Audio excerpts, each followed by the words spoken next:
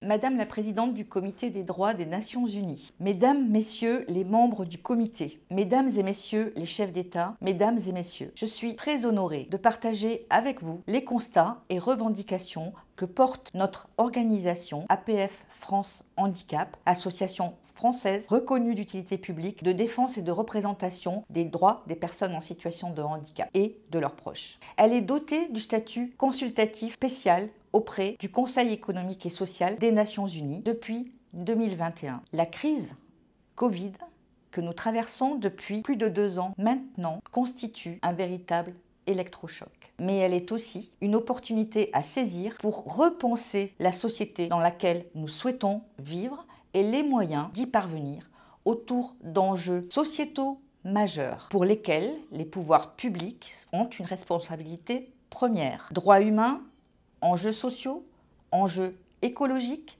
enjeux démocratiques et économiques. Cette crise a permis à toutes et tous de mieux percevoir et comprendre ce que vivent la plupart des personnes en situation de handicap et leurs proches habituellement. En effet, en dehors de toute crise sanitaire, privation, restriction de liberté d'aller et venir sont le quotidien des personnes en situation de handicap avec l'impossibilité d'avoir une vie sociale normale, avec des contraintes et des obstacles dans l'accès au travail, dans l'accès à l'éducation, dans l'accès à la santé, bref, dans tous les domaines de la vie. Aussi, pour construire une société plus juste, apaisée et durable, APF France Handicap met en avant la responsabilité individuelle, collective et sociétale, c'est-à-dire permettre à chacun d'être citoyen sur un principe d'égalité avec les autres. Et pour cela, elle demande l'application d'un certain nombre de principes interdépendants et transversaux qui nous semblent essentiels. Ils sont au nombre de 8. Nous avons ainsi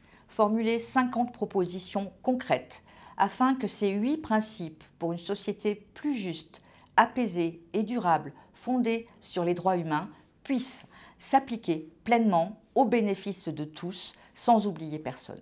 Vous les trouverez sur le site internet de notre association. Nous devons rester toutes et tous mobilisés pour que le monde de demain, que nous appelons de nos vœux, inclusif et solidaire, soit en phase avec l'agenda 2030 et ses objectifs de développement durable, ainsi qu'avec la Convention relative aux droits des personnes handicapées des Nations Unies. Ce monde doit se construire avec nous et nous pouvons lui apporter beaucoup. Rien pour nous, sans nous. Je vous remercie de votre attention.